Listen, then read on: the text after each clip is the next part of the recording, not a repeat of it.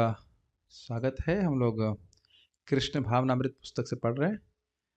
आवाज़ बहुत तेज़ हो रही है ना? हल्का-सा थोड़ा-सा कम कीजिए। या तो वो वाला आप लोग का माइक ऑन है क्या? एनीवेज़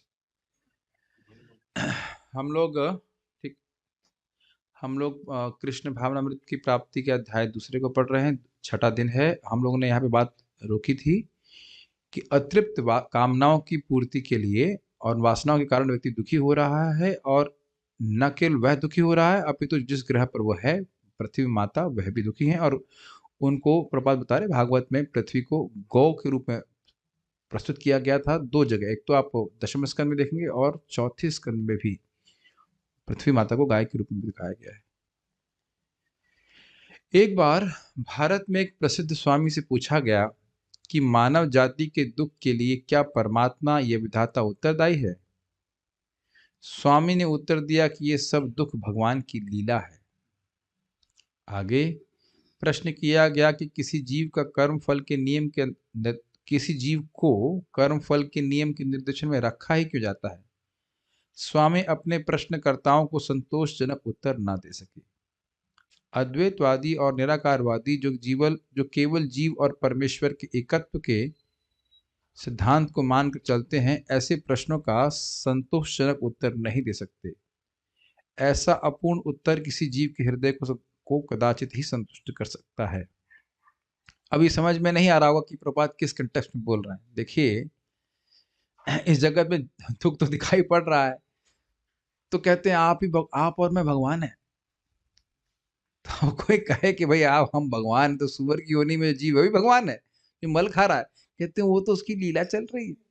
और जो आपको दांत दिखाने के लिए डॉक्टर के पास जाना पड़ रहा है, बुखार में थर्मोमीटर मुंह में कुछ समय के लिए डाल डाल देते ताकि 1 मिनट के लिए तो कम से कम बकवास नहीं करे।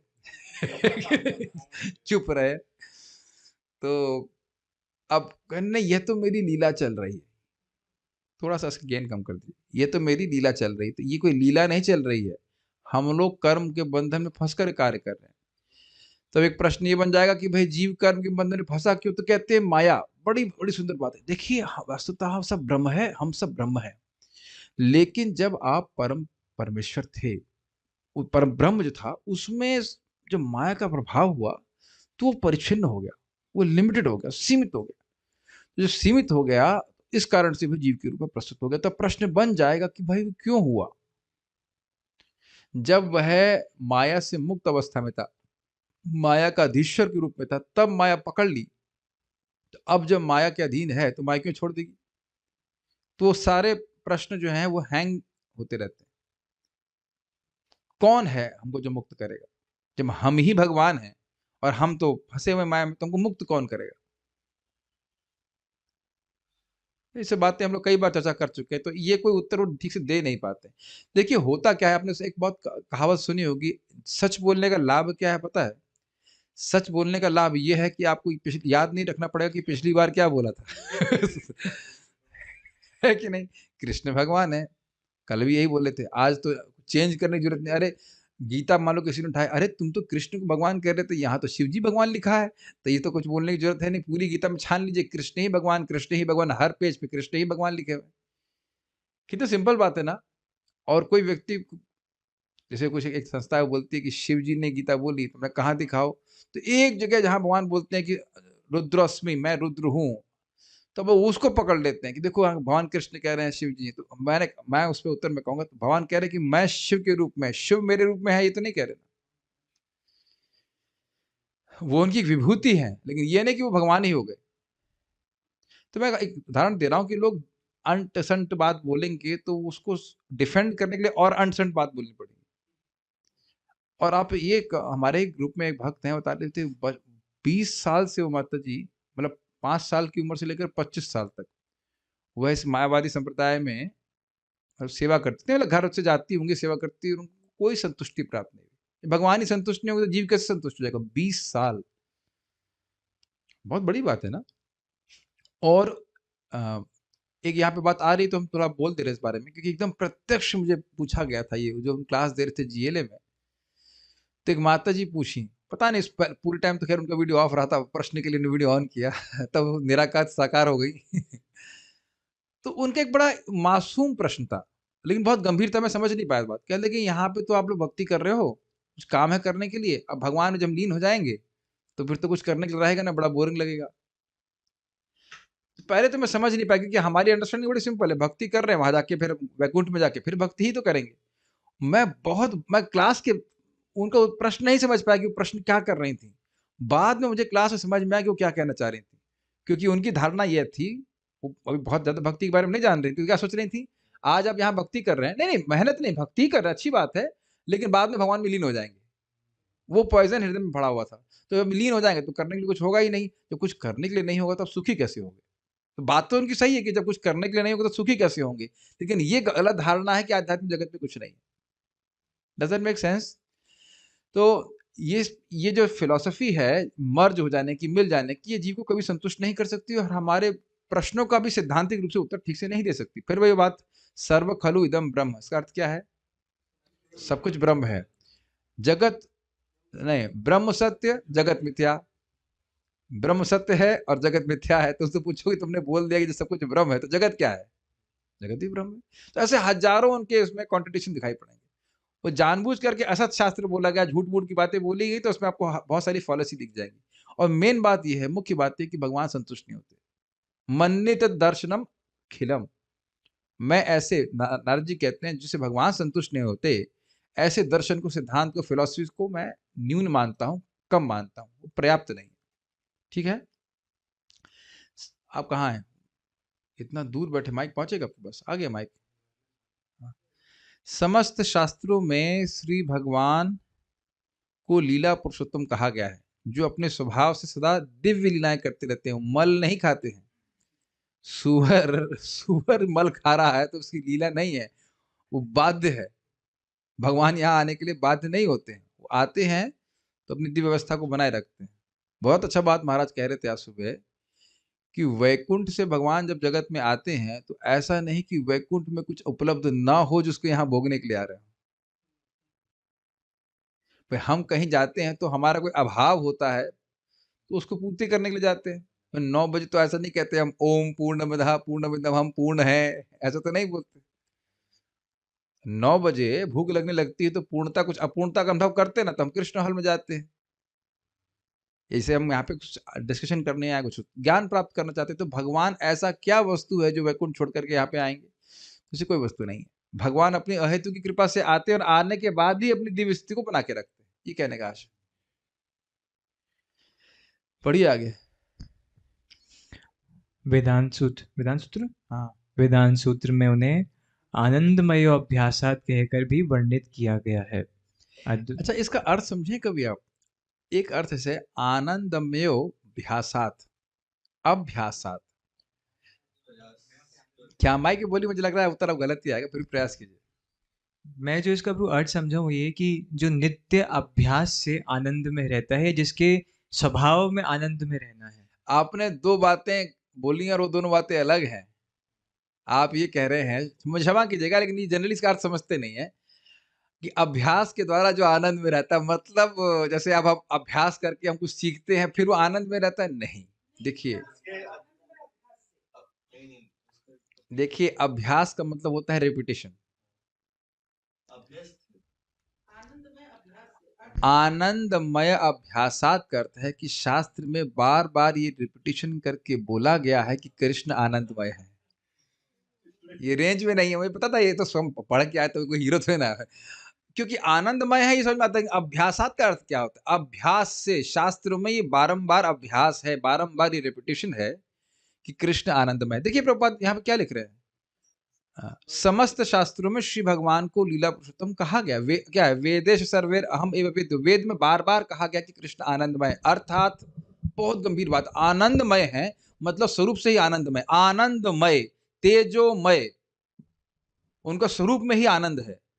तो वह किसी वस्तु को प्राप्त इसलिए नहीं, उनको कुछ चीज की अपेक्षा ही नहीं है। जीव को आनंद चाहिए, जैसे जीव को आनंद चाहिए तो भगवान को भी आनंद चाहिए, तो आनंदमय ही है, वो आनंदमय है अपने आप में। तो आनंदमय है, आनंद उनसे विकीर्ण हो रहा है, जैसे सूर्य तेजोमय है, तेज उनसे निकल रहा है सूर्य से। ये शास्त्र में बार बार कहा गया। इसलिए यह कहना कि मल खाने वाला जीव भगवान है, ये नितांत गलत बात है। मल खाने वाला मतलब जो मल खाने वाले सुअर के शरीर में जीव है, वो भगवान नहीं हो सकता है। और आप ये भी जानते हैं कि भगवान उसके हृदय में भी बैठे हैं, सुअर के हृदय में बैठे हैं और प्रेरित भी कर रहे हैं। देखो ये कितनी सुंदर वस्तु है। नहीं तो जीव के दिमाग कोई मति ऐसी हो नहीं सकती है। कभी हमारी मति ऐसी हो सकती है इस शरीर में?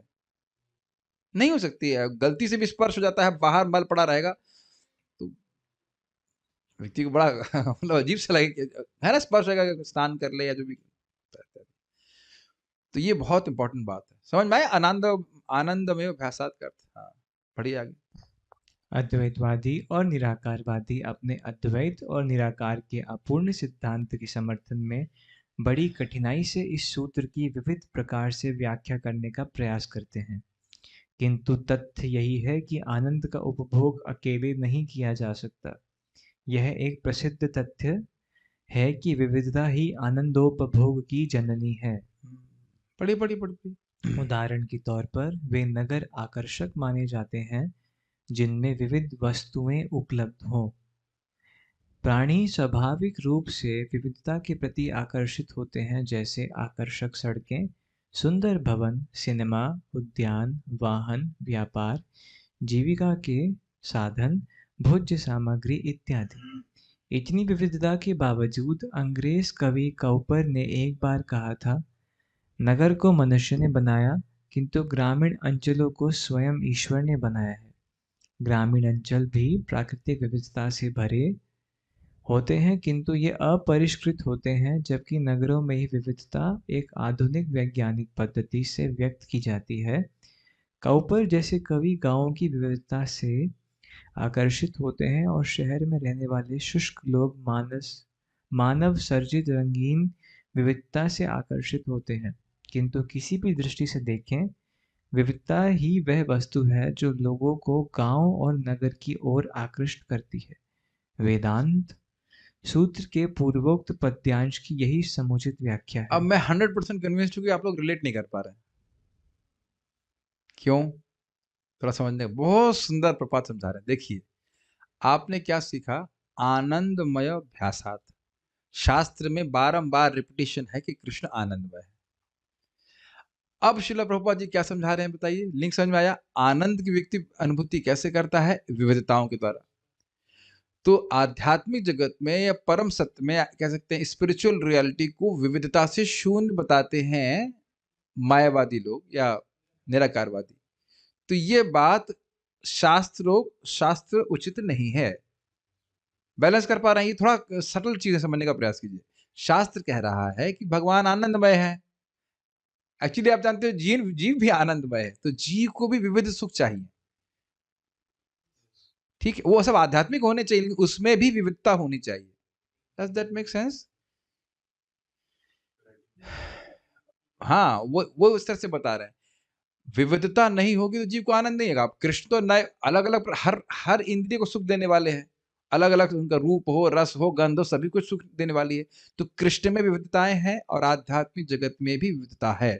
क्यों? क्योंकि आनंदमय अभ्यासात। स्वरूप से ही परम सत्य आनंदमय है और आनंद की उत्पत्ति कहां से होती है? विविधता से होती है। कृष्ण है, अरे आगे छोड़िए, कृष्ण है और जीव है, तो ये तो एक दो हो गए ना वस्तु। उसके बाद अन्य वस्तुएं। हाँ, बात यह है कि आध्यात्मिक जगत में सारी वस्तुएं चिन्मय तत्व है।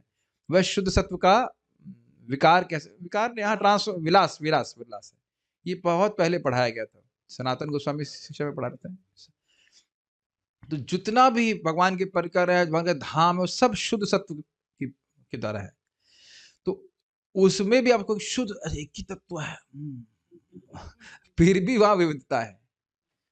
अरे यहां देखिए ना, 3 प्रकृति के गुण और कितनी विविधता है और कितने हम लोग बिविल्डर्ड हैं। वाओ, ये रसगुल्ला।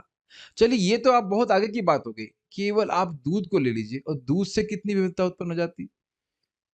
याद करें, रबड़ी, पहले कुछ कुछ नहीं मिलने वाला। दूध, खोआ, पनीर, जो अच्छा लग रहा हो, पनीर, खोया, चीज, दही, मट्ठा, छाछ की बहुत सारी वेरिएशंस, लस्सी, रसमलाई, रसगुल्ला, बर्फी, 8 9 10। केवल दूध से ही कितना हो गया। और घी तो हम भूल ही गए स्वाद के लिए। घी को भूलने के लिए कहा गया, इसलिए हम भूल गए। घी का तो नाम भी मत लो। ऐसा बोला, नहीं तो कोलेस्ट्रॉल बढ़ जाएगा। केवल नाम लेने से बढ़ सकता है। अब आप देख रहे हैं कि क्या अगर एक ही मिठाई रोज खिलाई जाए आपको नहीं पसंद आएगा। यहाँ तक कि हरे कृष्णा कीर्तन में पूरी आज ये ट्यून गाते हैं, कल वो गाएंगे, कल आज ये गाते हैं, है कि नहीं?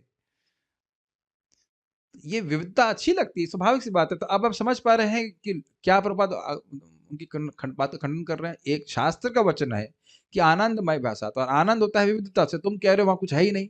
जैसा कि मैंने उन माता जी का प्रश्न आपके सामने कोट किया, उनको बड़ा संदेह हो रहा था कि आध्यात्मिक जगत में मुक्त होने के बाद कुछ करने के लिए नहीं रहेगा, जैसे भूत जैसे पड़े रहेंगे। और शिला प्रभुपाद जी ने प्रथम स्कंद में प्रथम अध्याय के तात्पर्य में पढ़ा चुका हूं, वहां पे लिखा है कि मायावादी लोगों के इस प्रचार के द्वारा लोगों को भौतिकतावाद में प्रगति करने की प्रेरणा प्राप्त हुई। वहां तो कुछ है नहीं, यहाँ कम से कम भाई पत्नी है, बच्चे हैं, तो कुछ कार्य करने के लिए वहां कुछ है नहीं, क्या फायदा। और ये जो लोग सो कॉल्ड आज के लिए ब्रह्मवादी भी हैं जो घूम रहे हैं, मतलब जिन्होंने सब्सक्राइब किया हुआ इस प्रकार के चैनल को, अब क्या मेडिटेट करेंगे? How long you can meditate? कितनी देर तक सोचेंगे आवाज से शून्य के बारे में? कितने देर ध्यान करेंगे? 10 5 मिनट, 15 मिनट? पता नहीं कितने देर साधना करते हैं। हमारे डिवोटी भी यहाँ पे है नहीं है, निराकार निराकार में व्याप्त है बेचारे, नहीं है, ठीक है। तो वो वही बता जानते होंगे कि पूछेंगे बाद में जाकर कितने साधना करते थे। वो एक मतलब क्या कहते हैं, खाना पूर्ति वाली होती है, 10 15 15 20 मिनट कर लिया, फिर अपना परिवार है, बच्चे हैं, उसका पालन करना है, क्या निराकार का ध्यान कब तक करते रहेंगे? और आप देख रहे हैं कि भगवान की भक्ति का सब प्रभाव है कि हम लोग और अधिक समर्पित होना चाहते हैं। भले ना कर पा रहे हो लेकिन और सेवा करना चाहते हैं, और the spiritual energy encourages you, is it not? आज ही मैं वैशिष्टिका प्रभु को देख रहा था, कितने यंग लगते हैं in mind and in body also. Prabhupada ji के शिष्य हैं, उतने फिट थे, शरीर से भी फिट, हाँ, और उसके बाद जब भी बड़े गंभीरता से करते, बहुत अच्छे से, और मन में एक उल्लास है। देखो कितने सुंदर से गुरु पूजा गा रहे थे, सब कुछ कर रहे थे। ऐसे ही भक्ति वैभव महाराज बोल रहे थे कि, हाँ वही नाम है, भक्ति वैभव स्वामी है ना, अच्छा कीर्तनिया गाते हैं, वही नाम है शायद।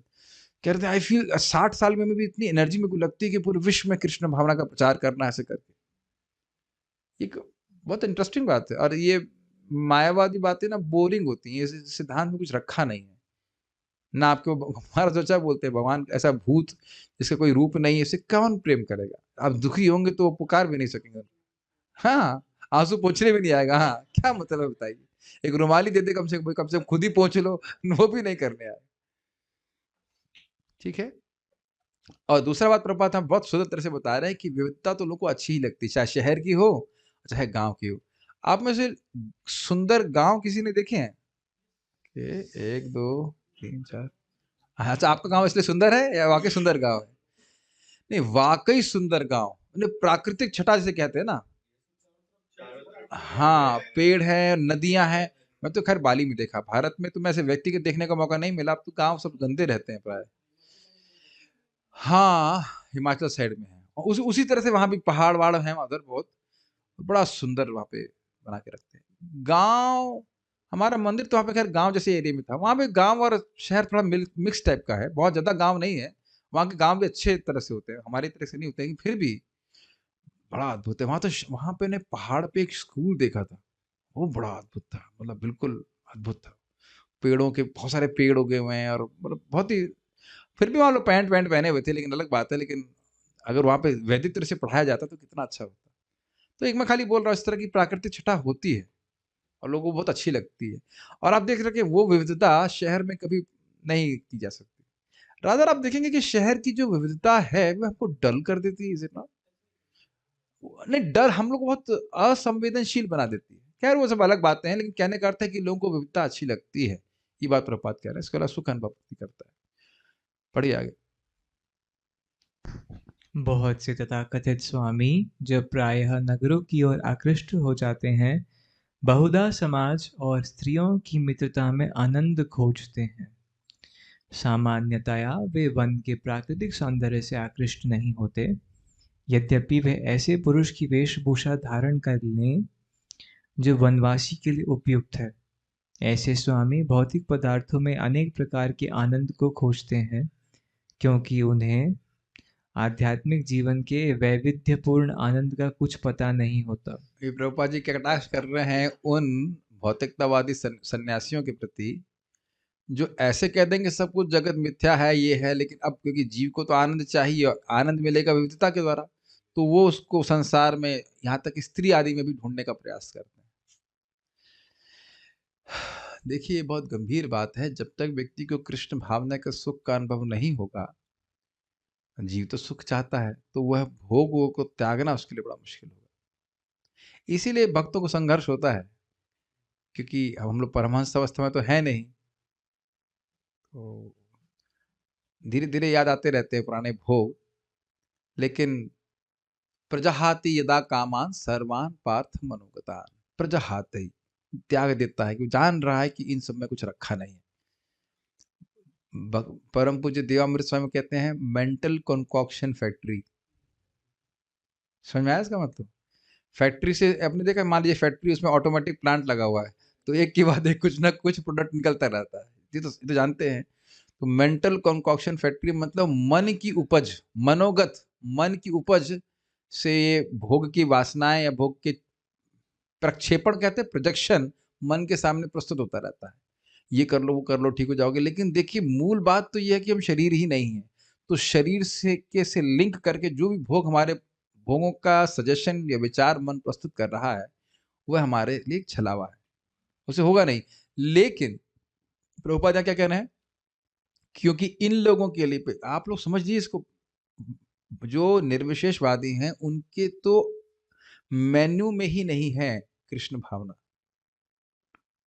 ये आप लोगों के लिए मुश्किल हो रहा है सोचना, क्योंकि आपके मेन्यू में है, मेन्यू में ही नहीं है कृष्ण की सेवा करना, आता ही नहीं पिक्चर में। मैं समझ रहा हूं कि यहाँ पे भक्तों के लिए ये इमेजिन करना ही कठिन है। हमारे सामने दो ऑप्शन है, भोग या भगवान की भक्ति। उनका तो मेन्यू ही नहीं है भक्ति, और एकदम शून्य में कैसे टंगा रह सकता है व्यक्ति? तो आप समझ रहे हैं कांटा किधर जाएगा, भोग की तरफ जाएगा। और मान लो विरक्ति भी रहे तो वो बोर होते हैं। ये बोर, इस जगत में कितनी कई बार मेरे को मैसेज आता है, समाज सेविका है वो, और फिर कहते हैं मन की शांति चाहिए। भाई, तुमको अगर समाज की सेवा से शांति मिल जाती तो बहुत बड़ी सेविका हो ना। तुम शांति नहीं महसूस कर रहे हैं। जब तक भगवान की सेवा नहीं होगी, जीव को सुख नहीं प्राप्त होने वाला। समझ पा रहे हैं इस बात को? बहुत बहुत मुश्किल है। भले वो जगत को त्याग दें, कुछ करने के लिए नहीं है उनके पास, कुछ ऐसा पॉजिटिव नहीं जिससे वो सुख प्राप्त हो जाए।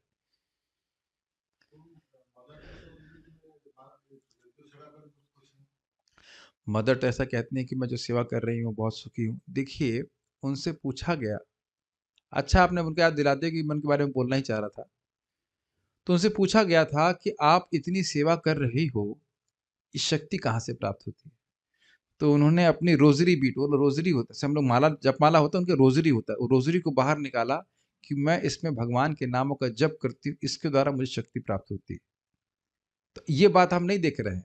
बाह्य रूप से जो कार्य कर रहा है, अब वो किस भावना में कर रहे हैं, वो समझते हुए कि बहुत महान माता जी थी वो, तो भावना तो यही है ना कि सब भगवान के अंश हैं। अब वो भगवान को कितना जानती है हम नहीं समझ रहे हैं, लेकिन इतना तो समझ नहीं, भगवान के अंश है, मैं इनकी सेवा करूं।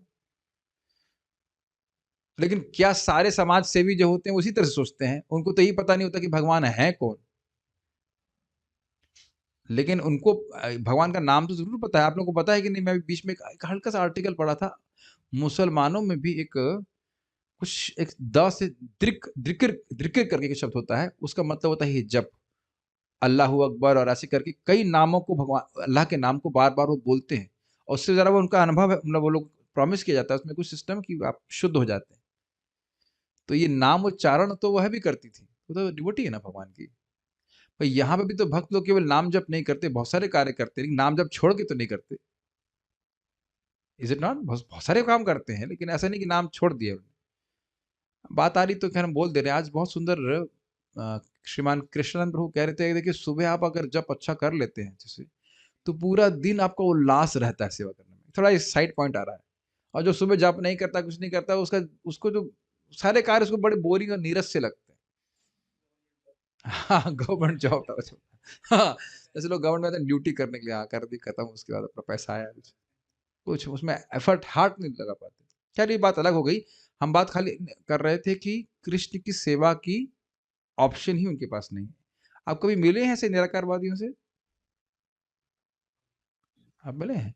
हम लोग तो एक सन्यासी हैं, उनको प्रभुपाद जी का भागवतम देख के आए और बाद में उन्हें चैतन्य चरितामृत भी लिया, उसे पढ़ते भी हैं और वो वहाँ के आचार्य हैं। क्या बात मैंने प्रमाणित करी? अगर वह अपने शास्त्रों को पढ़ करके सुखी हो गए होते तो ये चैतन्य चरितामृत क्यों पढ़ते?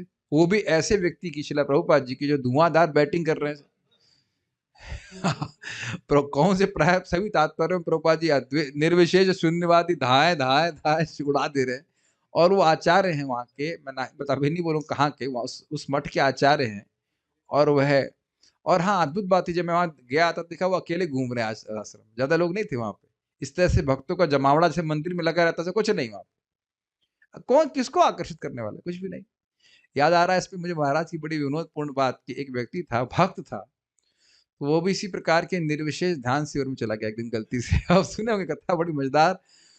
तो बाद में महाराज को पूछे उसको, वो क्या है भाई तुम प्रोग्राम में क्यों नहीं आया? कहते मैं ध्यान शिविर में गया था। तो उसने कहा कि क्या ध्यान कर रहे थे वहां पे लोग?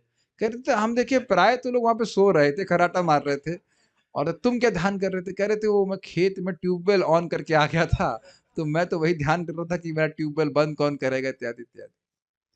तो ये सब झूठा है, ये एकदम झूठी बात है। बस नाक बंद करो और सॉरी आंखें बंद करो और सांस पे ध्यान करो, इससे कुछ नहीं होता है। मैं ये नहीं कहूँगा कुछ नहीं होता है, कुछ होता है, लेकिन जिस तरह से होता है वैसा आप कुछ कर नहीं पाएंगे। आपको पढ़ ही चुके हैं धृतराष्ट्र के बारे में, पानी पी कर रहिए और क्या क्या 3 बार स्नान कीजिए गंगा जी में और अग्निहोत्र यज्ञ इत्यादि करिए। कौन किसका सामर्थ्य है? मुझे तो हंसी आ रही है कि हमारे गौ माता में हवन सामग्री बिक रही थी। प्रभु जब असली वाली हवन सामग्री बनाए तो उसमें खुशबू आ रही है, और बगल में हम पुरानी वाली जलाए क्योंकि वो कहीं और से लेकर के कर दी जाती थी, उसमें कोई खुशबू नहीं आ रही थी और वो भी बिक रही है। लेकिन लोगों को मतलब ही नहीं कि उसमें खुशबू आ रही नहीं आ रही है, बस स्वाहा स्वाहा हो जाना चाहिए, अग्नि आ जाए और काम हो गया, खाना पूर्ति।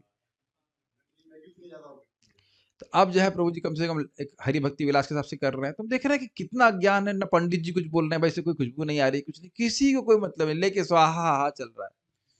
तो क्या प्रभु होगा बताइए? वो वस्तु, हम तो ओपन, हमारा ही डिपार्टमेंट तो ओपनली बोल रहे हैं, खराब था तो खराब था, अब उसे सही करने का मौका मिला, हमने कहा इसको बंद करो, अब अच्छी चीज ठीक है ना।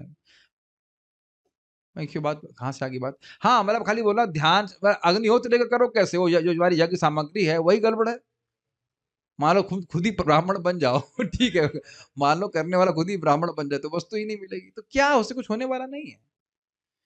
तो इसीलिए बोल रहे हैं कि उनको, मैं इसलिए बोल रहा हूँ आध्यात्मिक जीवन के वैविध्यपूर्ण आनंद का कुछ पता नहीं होता। कितनी सुंदर सुंदर चीज देखिए, मंगल आरती है, जप है, गुरु पूजा है, क्लास है, प्रसाद है, और आप देखिए कि कर हम लोग वो वही काम कर रहे हैं, लेकिन उसमें कितनी विविधता का अनुभव कर रहे हैं। आपने महसूस किया रोज वही काम कर रहे हैं कि नहीं? और लोग सोचते जरूर है कि आप लोग वही काम करते रहते हैं, एक्चुअली सेम नहीं रहता है। वही फिलॉसफी के लिए अलग अलग एंगल दिख से दिखाई पड़ती है, अलग अलग बातें होती हैं, उसको वही बात को दोबारा मनन करते हैं तो और गंभीरता से समझ में आता है। तो देखिए नेवर रियलाइज दिस। पढ़िए आगे।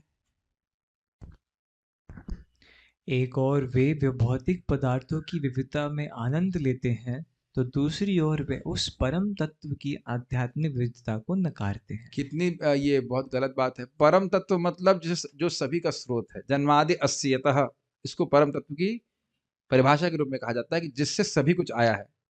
तो यहाँ तो आप खूब विविधता भोग रहे हो और उसमें बड़ा आनंद ले रहे हो, और वहां कहते हैं कि परम तत्व में कुछ भी नहीं है, निराकार। ऐसे कैसे हो सकता है? जो सभी का स्रोत है, जो सारे रूपों का स्रोत है, वह स्वयं निराकार कैसे हो सकता है? ठीक है, आगे पढ़िए। वे अद्वैत और निर्गुण निराकार के सिद्धांत से प्रतिबद्ध होने के कारण इस बात का खंडन करते हैं कि जो बात भौतिक पदार्थों पर लागू है वह आत्मा पर भी लागू हो सकती है। इसे कहते हैं पार्टी पॉलिसी। पार्टी पॉलिसी का मतलब यह है कि भले ही उनको वो सुख देने वाली हो या नहीं हो, क्योंकि वह उस संस्था से जुड़े हुए हैं, इसलिए वह उस सिद्धांत को स्वीकार करते हैं, भले उनको सिद्धांत खुद अच्छा नहीं लगता। अगर आप लोग को याद हो कि नहीं मुझे पता, चैतन्य महाप्रभु जब प्रकाशानंद सरस्वती को ध्वस्त करते हैं तो उनके चेले सब लोग बोलते हैं कि हमको ये शंकराचार्य जी की बात अच्छी नहीं लगती है, ये हृदय को स्पर्श भी नहीं करती है, लेकिन पार्टी हम लोग उसमें है, समाज में है, तो इसलिए स्वीकार कर, ठीक है। तो वो चुपके हुए हैं सिद्धांत से, वो सिद्धांत में कोई दम नहीं है, सिद्धांत से चुपके हुए हैं। तो वो कह उसके इसलिए वो कह रहे हैं कि हाँ, इस कारण से इस बात का खंडन करते हैं कि जो बात भौतिक पदार्थों पर लागू है वह आत्मा पर भी लागू हो सकती है। अच्छा, अर्थात वह ये नहीं मानते कि जैसे भौतिक पदार्थों में विविधता है उसी प्रकार से आत्मा में भी विविधता हो सकती है। देखिए, थोड़ा समझने का प्रयास कीजिए। वो सोच रहे हैं कि spiritual reality is opposite of material reality. ये थोड़ा समझने का प्रयास कीजिए। वह सोच रहे हैं कि आध्यात्मिक जो सत्य है वह भौतिक सत्य का अपोजिट है।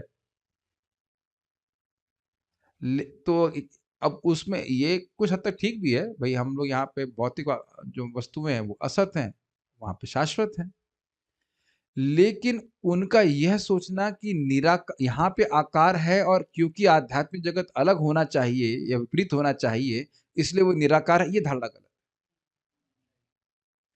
असत, अचित, निरानंद, तो इसका उल्टा अगर आप करें या अलग करें तो कहेंगे शाश्वत, निश्चित, ज्ञान और आनंदमय। लेकिन इसी को खींच नहीं सकते कि यहाँ पे अगर आकार है तो आध्यात्मिक वस्तु निराकार होनी चाहिए, ये उनकी मानसिक कल्पना है। ऐसा शास्त्र नहीं बोल रहा है। क्या शास्त्र बोल रहा है? आनंदमय भ्यासात, आनंदमय। बारंबार शास्त्र कह रहा है कि जीव भी आनंदमय है और भगवान भी आनंदमय है। और आनंद का अनुभव कैसे करते हैं? विविधताओं के द्वारा। आप देख रहे हैं श्रील प्रभुपाद जी का छोटी सी पुस्तक में कितनी गंभीर सिद्धांत प्रभुपाद स्थापित कर रहे हैं। अच्छा है कि हमको यहाँ पे कुछ चर्चा करने का मौका मिल रहा है। एक बात और हम समझाएंगे, आपको पहले भी बताया है कि जैसे यहाँ पे आप अगर मैं पूछूं कि भाई ये लैपटॉप है, तो लैपटॉप को आप लोग देख पा रहे हैं कि नहीं यहाँ पे? क्यों देख पा रहे हैं? क्योंकि उसका रूप है, सिंपल, उसका रूप है। तो रूप का कारण क्या है? उसकी एक लिमिट है, सिंपल है ना।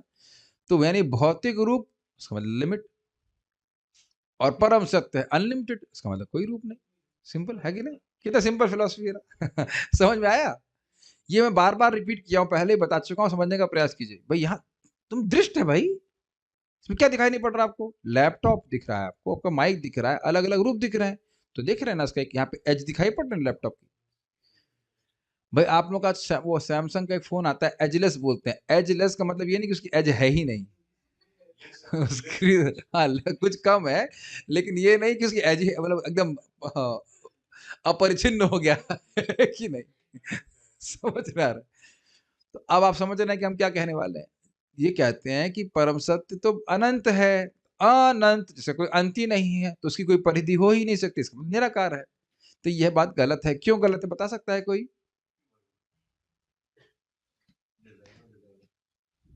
नहीं, देखिए मैं इतना खुश हूं ना कि आप सब भूल जाते हैं, तो आपको हमेशा लगेगा मैं कुछ नया बता रहा हूँ। I am so happy, I mean be like this for all your life, ताकि आपको कभी कुछ लगे ही नहीं कि मैं कुछ नया बोल रहा हूँ, सॉरी पुरानी बात बोल रहा हूँ। फिर से पहले तो प्रश्न समझिए। उत्तर उत्तर 6 जगह से आ गया, प्रश्न सुन रहे ही रहे। मैं भी भूल गया प्रश्न क्या था। नहीं, भूला नहीं। प्रश्न ये है कि परम सत्य अनंत है, और हमने आपको अभी बताया कि कोई वस्तु आप यहाँ पे जो आपको दिख रही है रूप वाली, उसकी परिधि होती है। तो परम सत्य अनंत है तो उसकी कोई परिधि नहीं होनी चाहिए। इसमें गलती क्या है?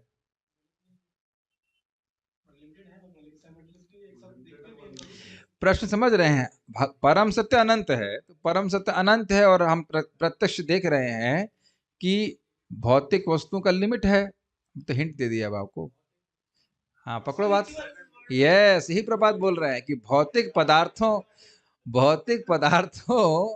का नियम आप आध्यात्मिक पे नहीं लागू कर सकते। इसीलिए तो वो गड़बड़ कर रहे हैं। भौतिक पदार्थ का रूप है क्योंकि उसकी परिधि है, लिमिट है, वही उठा करके उन्होंने भगवान के ऊपर लगा दिया, तो वहां तो कुछ नहीं हो सकता, वहां तो परिधि कैसे हो सकता है, सब कुछ अनंत है, इत्यादि इत्यादि, ये सब बात है। आगे पढ़िए। उनके अनुसार आत्मा भौतिक पदार्थों का निषेध नहीं है, अपितु भौतिक पदार्थ आत्मा का एक विकृत प्रतिबिंब है। विविधता का सच्चा भ्रामक सापेक्षिकता के बिना आत्मा में विद्यमान है। दूसरी ओर ये तो इंग्लिश में पढ़ना पड़ेगा, इसकी हिंदी में समझ में नहीं। विविधता का सच्चा भ्रामक, सापेक्ष तो रिलेटिव होता है ब्रो।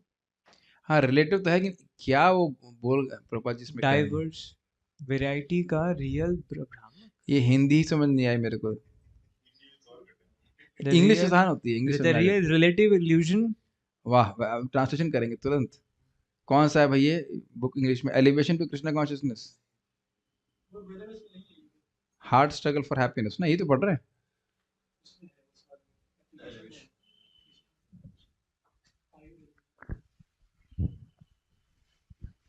कहाँ पे है? हाँ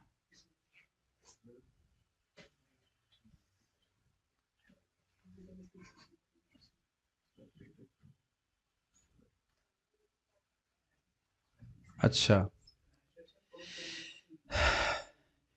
पहले इंग्लिश पढ़ लेता हूँ। देखिए हमें दो इससे पहली वाली लाइन भी ठीक से समझ नहीं आई थी। According to them spirit is the denial of matter. मुझे लग रहा है हिंदी में कुछ अलग सा अनुवाद किया गया है।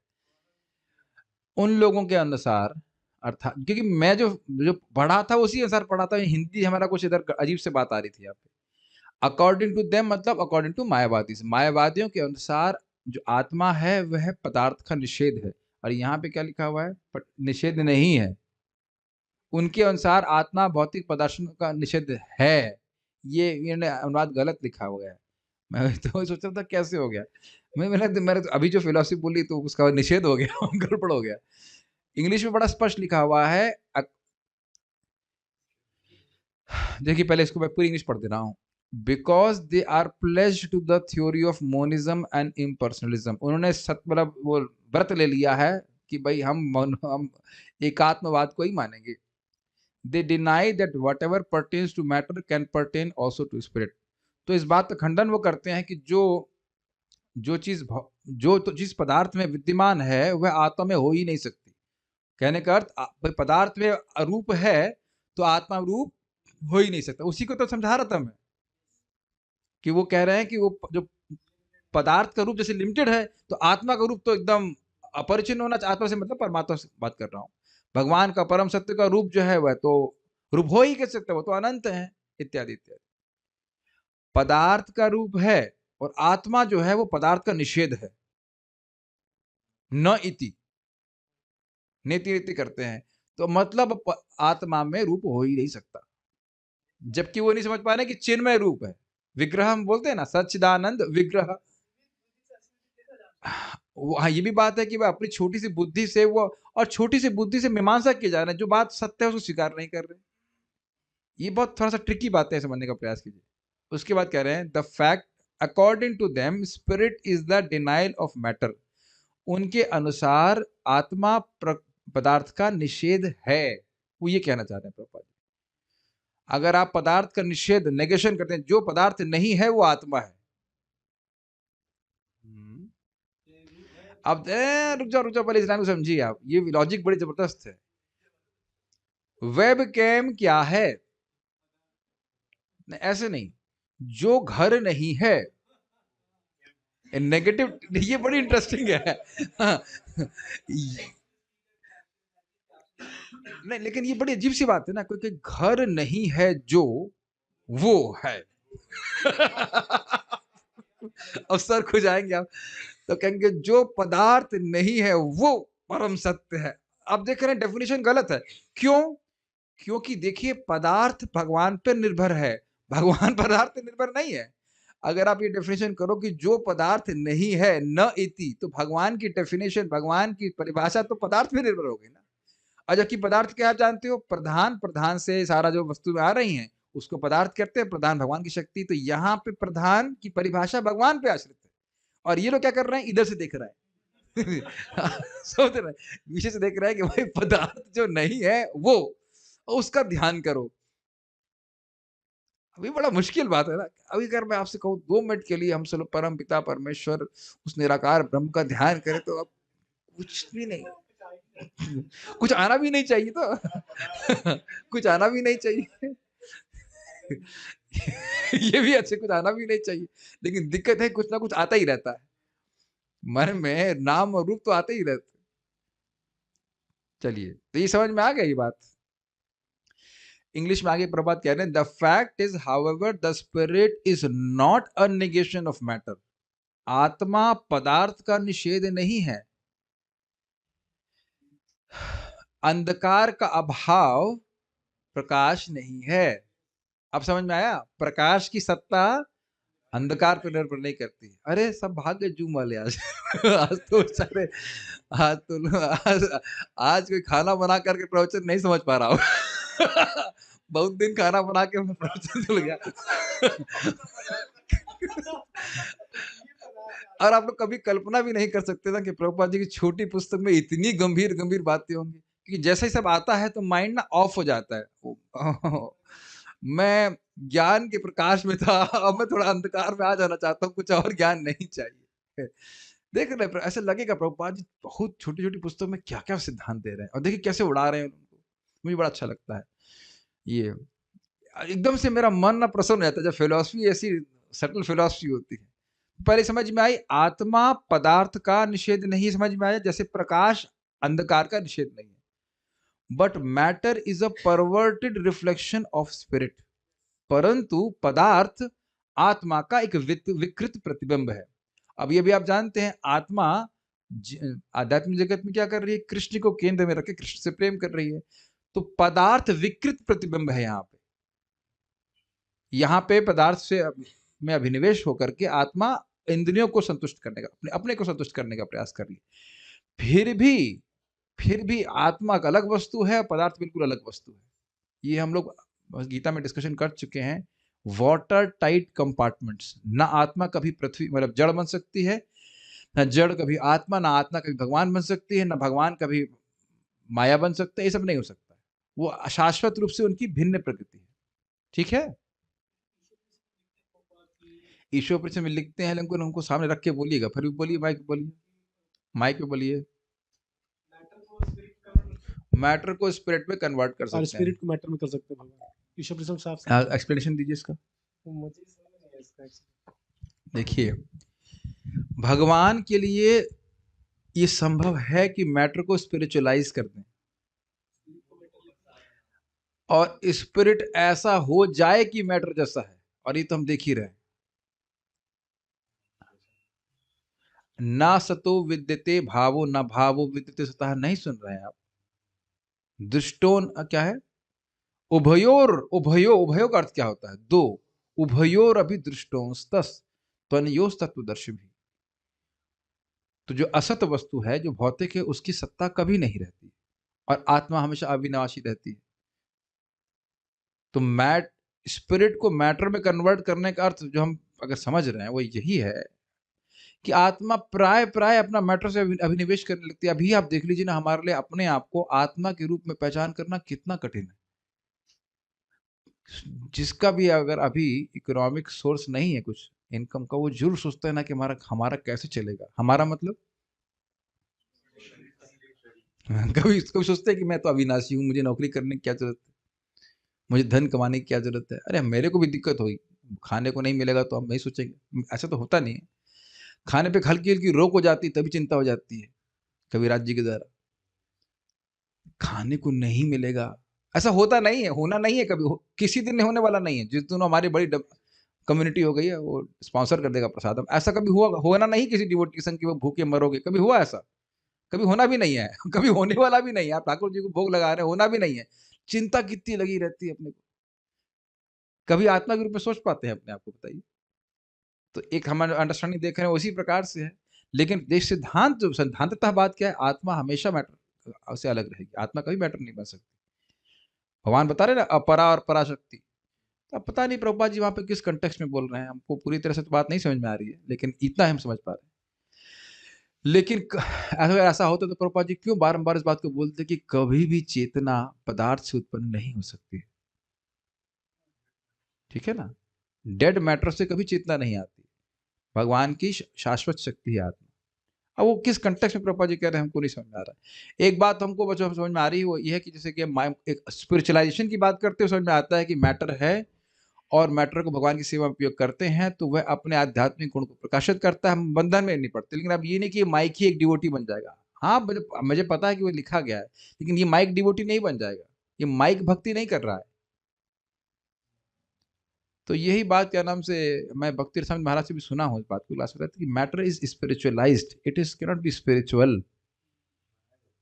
स्पिरिचुअलाइज्ड मीन्स उसका इलेक्ट्रिफिकेशन जैसे हो रहा है, तो उसके द्वारा जो आप उपयोग करेंगे तो आप बंधन में नहीं पड़ेंगे। हमारी तो यही अंडरस्टैंडिंग है, बाकी और कोई उस पर और कुछ बोल सकते हैं तो किसी का प्रवचन होता आप देख लीजिएगा। लेकिन ये एकदम हम लोग गीता भूषण में एकदम स्पष्ट पढ़े, ये तीनों एकदम वाटर टाइट कंपार्टमेंट है। न माया कभी न जड़ पदार्थ के पदार्थ वो आत्मा बन सकता है, ना आत्मा कभी जड़ पदार्थ हो सकती है, हो ही नहीं सकती। ऐसे कैसे हो सकता है, असंभव बात है। ना आत्मा कभी भगवान हो सकती है, ना भगवान कभी आत्मा हो जाएंगे, ऐसे करके। फिर मैंने वो उसको ईशोपनिषद को मैंने बहुत पढ़ा, क्या बिल्कुल ही नहीं पढ़ा है, तो अब वो किस कंटेक्स्ट में प्रभुपाद जी कह रहे हैं वो भी देखना पड़ेगा। एब्सोल्युटली एक लाइन को तो नहीं उठा सकते। हाँ ठीक है, आगे पढ़िए। तो ये लाइनें समझ में आ गई आप लोगों को कि matter is a perverted reflection of spirit, यानी कि स्पिरिचुअल वर्ल्ड का, आध्यात्मिक जगत का विकृत प्रतिबिंब है, जहां पे जीव अपनी इंद्रियों को तुष्ट करने का प्रयास कर रहा है, जबकि आध्यात्मिक जगत में सब जीव भगवान। अगर ये कहें कि प्रकाश का अभाव अंधकार है, सही है ना, एक तरह से प्रकाश का विकृत रूप अंधकार है। विकृत रूप मतलब एक विकृत रूप है, मतलब वो ट्रांस, हाँ वहां पे प्रकाश है नहीं। तो अगर आप थोड़ा समझ रहे हो, थोड़ा कठिनाई भी हो रही होगी शायद। पदार्थ एक अलग वस्तु है और आत्मा एक अलग वस्तु है, अगर ऐसे समझे तो आसानी हो जाती है। आत्मा का आप मैपिंग नहीं कर सकते हैं पदार्थ में। मैपिंग समझते हैं आप, मैथमेटिक्स पढ़े हैं मैपिंग, एक सेट है उससे आप मैप करते हो दूसरे सेट में। तो आत्मा में ऐसे कौन सा गुण है जो आप पदार्थ में मैप कर देंगे, बताइए। कुछ कुछ अजीब सी है, बिल्कुल अलग से वस्तु है। तो एक अर्थ हम जो अपने अभी शब्द इस्तेमाल किया अच्छा है, मिररिंग होती है, मिरर रखा है तो जो चीज यहाँ ए है वो पूरा उल्टा दिखाई पड़ती है। तो ऐसे आप समझ सकते हैं कि आत्मा शाश्वत है और पदार्थ की अभिव्यक्ति शाश्वत नहीं है। मैं शब्दों को बहुत ध्यान से बोल रहा हूं। भौतिक शक्ति शाश्वत है लेकिन उसकी अभिव्यक्ति शाश्वत नहीं है। हमेशा जगत नहीं रहता ना, याद है, प्रलय में समाप्त हो जाता है। अब आगे दो गुणों को पकड़िए, क्या आत्मा चिन्मय है, मतलब चिद घन है, चिद है, और ये अचिद है। और आप देखें ना कि दोनों गुण कितने अलग हैं, इसे अमेजिंग है ना, बिल्कुल बिल्कुल अलग है। और उसके आनंदमय है आत्मा और इधर ये निरानंद है। तो कभी मैच नहीं कर सकते, मैपिंग नहीं कर सकते। ठीक है, आगे पढ़िए। नहीं इंग्लिश पूरा नहीं पढ़ना है, मैं तो खाली बस एक, हाँ एक और, हाँ एक लाइन रह गई। The real pleasure of variety exists in spirit without deluding relativity। काफी इंग्लिश इजी प्रभुपाद बोल रहा है। अंग्रेजी सीखना चाहता, कौन तो बोल रहा था अंग्रेजी सीखना चाहता, अपने प्रभुपाद जी ग्रंथ पढ़ो। The real pleasure of variety, विविधताओं का सच्चा आनंद आत्मा में है। समझ में आया? आध्यात्मिक जगत में आत्मा की बहुत सारी क्रियाएं हैं, भगवान कृष्ण की वे अनंत प्रकार से बहुत तरह से सेवा हो रही है, वो सच्चा आत्मा का आनंद है। विदाउट डिलीडिंग रिलेटिविटी, मतलब जो सापेक्षता है इस जगत में जो अनुभव होती है वह भ्रामक है। अब इसका अर्थ क्या होता है ये भी समझाना पड़ेगा, आज तो बहुत टफ हो गया ये। भाई देखिए इस जगत में एक ट्रायंगल है, याद आ रहा है ट्रायंगल? हाँ, ABC। शुक्ला जी आप तो परम ब्रह्म के परम वेत्ता है। ट्रायंगल जानते हैं लेकिन ABC की बात नहीं कर रहा हूं मैं। वाह, सब भूल जाओ, भूल जाओ, ज्ञाता ज्ञान और ज्ञेय। अब याद आ रहा है? ट्राइंगल में बहुत कुछ हो सकता है, लेकिन यहाँ केवल 3 ही फिट हो रहे हैं। इस जगत में ज्ञाता है, हम सब लोग ज्ञाता है कि नहीं, और हम किसी वस्तु को जान रहे हैं, उसे कहते हैं ज्ञेय। ज्ञेयम, ज्ञेयम या तत्वक्ष्यामि, जो जानने योग्य हो या जिसको जाना जाए, और जिससे ज्ञाता ज्ञेय को जानता है उसे ज्ञान कहते हैं। अब ये किस प्रकार से सापेक्ष है, जरा बड़ा विनोदपूर्ण उसका अंडरस्टैंडिंग है, जरा देखिए। ज्ञाता कौन है? जो ज्ञान के द्वारा ज्ञेय को जानता है वो ज्ञाता है। अच्छा, समझ गए? और ज्ञान क्या है? जिसके द्वारा ज्ञेय वस्तु ज्ञाता को जानता है, जिसके द्वारा ज्ञाता ज्ञेय को जानता है वो ज्ञान है। और ज्ञेय क्या है? जिस ज्ञान के द्वारा ज्ञाता जिसको जानता है वो ज्ञेय है। तो आप समझ रहे हैं कि एक दूसरे की जो परिभाषा है वो एक दूसरे पर निर्भर कर रही। तो ये हो गया ना रिलेटिव, एक वस्तु दूसरे पे आश्रित है। समझ आ रहा है? तो ये भ्रामक है कि नहीं? ये भ्रामक है। कुछ परम से कुछ डेफिनेशन, कौन इसमें प्रमुख है, पहले कौन है, ये समझ नहीं पा रहे हैं। ठीक है, तो ये इसे कहा जाता है भ्रामक सापेक्षता, जिसमें जीव अपनी पहचान अपने शरीर से कर रहा है, तो वहां सुख नहीं है। अर्थात हमने भी बताया यहाँ पे सच्ची विविधता कहाँ प्राप्त हो रही है? स्पिरिचुअल, आध्यात्मिक जगत में। और क्या यहाँ पे विविधता प्राप्त नहीं हो रही है? ये ज्ञाता ज्ञेय और ज्ञान की। लेकिन अगर हम रूट में जाएं, गहराई में जाएं, तो जितनी भी भौतिक विविधताएं हैं वो कहां से उसका उत्पादन हो रहा है? प्रधान से। तो मूलतः हम एक ही वस्तु के विभिन्न प्रकारों का भोग कर रहे हैं। और अब और गहराई में जाएं तो हम सुख और दुख की क्या बात, धारणा हमारी क्या है? मन की अनुकूल वृत्ति को सुख और प्रतिकूल वृत्ति को दुख मान रहे हैं। तो क्या विविधता का भोग कर रहे हैं? सुख तो मिल ही नहीं रहा ना। है तथाकथित विविधता, वो भ्रामक भ्रामक विविधता है। जैसे मैंने आप लोग को पहले बताया था, टीवी में RGB होता है, और हम देख रहे हैं कि अरे इस बार तो मैं इस हीरो को देख रहा हूं और ये हीरोइन कितनी सुंदर लग रही है, और पिछली बारी तो और सुंदर लग रही थी, इत्यादि इत्यादि। लेकिन जो विविध दृश्य प्रस्तुत हो रहे हैं वो हो क्या रहे हैं? खाली RGB। RGB समझ रहे हैं? अलग अलग डॉट्स इल्यूमिनेट हो रहा है। ये हम सुनना नहीं चाहते। बताइए, हमारी सारी रोमांटिक कंसेप्शन जो है जगत के, उस पे जैसे लगता है ना अग्नि से कुछ जला रहा हो, उस पे पानी फेंक दिया। ये रियली हम सुनना नहीं चाहते इस बात। इतनी विविधताएं हम जगत में देख रहे हैं, भोग रहे हैं, ये चाहिए वो चाहिए, ऐसा इत्यादि इत्यादि। वो वस्तुतः सब कुछ प्रधान का ही विकार है।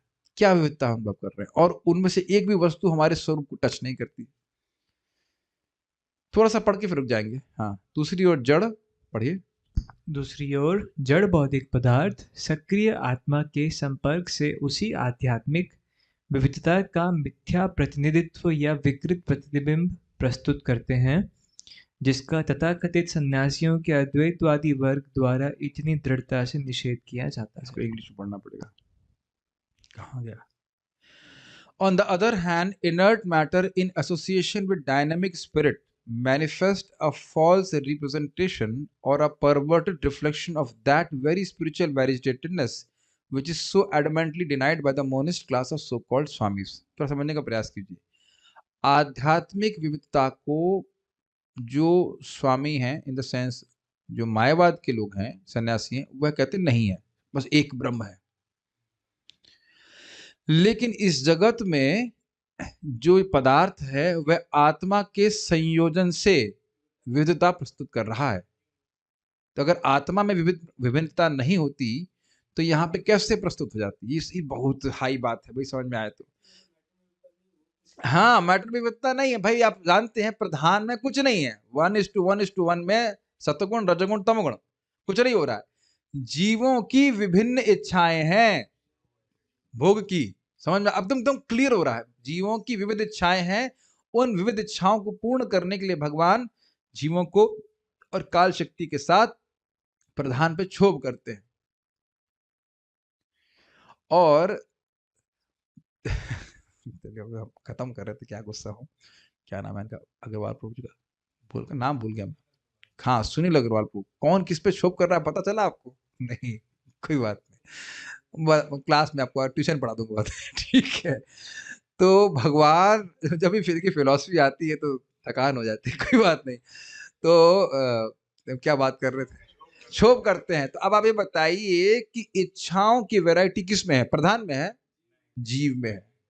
तो अलग अलग जीव अलग अलग इच्छाओं से युक्त हैं और उन इच्छाओं के अनुसार और उन इच्छाओं को लेकर पहले साथ में लेकर के वह प्रधान में गर्भस्थ किए जाते हैं।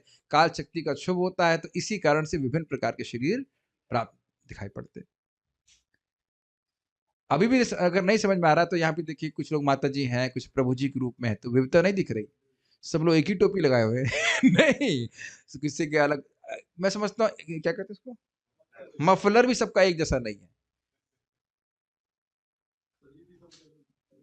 शरीर भी अलग है सबका, बुद्धि मन सब कुछ अलग अलग रखा। क्यों बताइए? क्योंकि आत्मा की इच्छाएं अलग अलग हैं। तो प्रभुपाद बहुत सुंदर तरह से कह रहे हैं कि जिस आध्यात्मिक विविधता को नकार रहे हैं, उसी के कारण इस जगत में विविधता दिखाई पड़ रही है।